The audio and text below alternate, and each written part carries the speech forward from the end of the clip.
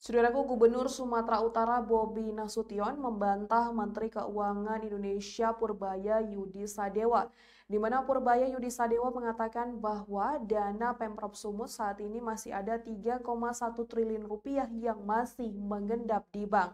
Berikut informasi selengkapnya.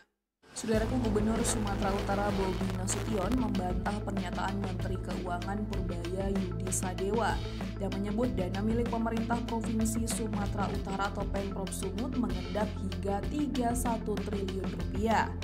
Bobi menegaskan bahwa saldo rekening kas umum daerah atau RKUD Pemprov Sumut saat ini jauh lebih kecil dari angka yang disampaikan oleh Menteri Keuangan. Ia menjelaskan bahwa RKUD Pemprov Sumut hanya berada di Bank Sumut dengan saldo sekitar 990 miliar rupiah per 22 Oktober 2025.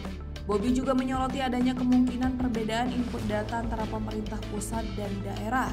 Ia menyatakan akan menelusuri kembali data yang disampaikan oleh Menteri Keuangan untuk memastikan kesesuaiannya dengan kondisi sebenarnya.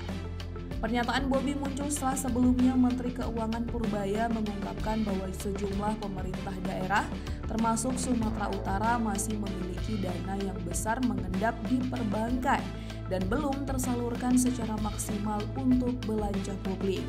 Dana tersebut disebut mencapai triliunan rupiah dan dinilai menjadi salah satu faktor yang menghambat perputaran ekonomi daerah. Menanggapi hal tersebut, Bobi mengaku telah berkoordinasi dengan Badan Pengelolaan Keuangan dan Aset Daerah atau BPKAD Sumut untuk meninjau ulang data yang dimiliki pemerintah daerah. Ia menegaskan bahwa Pemprov Sumut tetap berkomitmen menyalurkan anggaran sesuai dengan prioritas pembangunan dan kebutuhan masyarakat. Bobi menambahkan bahwa jika ditemukan perbedaan data, pihaknya akan segera melakukan klarifikasi kepada pemerintah pusat. Ia memastikan bahwa seluruh program yang telah direncanakan akan tetap dijalankan sesuai jadwal dan sasaran. Isu mengenai dana daerah yang mengendap kembali mencuat setelah Kementerian Keuangan merilis laporan realisasi APBD 2025. Dalam laporan tersebut, sejumlah pemerintah provinsi, kabupaten, dan kota disebut memiliki saldo kas yang besar di bank, menunjukkan tingkat penyerapan anggaran yang masih rendah. Padahal dana tersebut semestinya digunakan untuk mendukung proyek infrastruktur, bantuan sosial, serta pelayanan publik.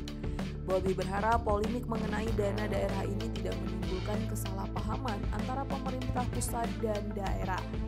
Ia menekankan pentingnya sinkronisasi data fiskal agar tidak terjadi perbedaan informasi di ruang publik.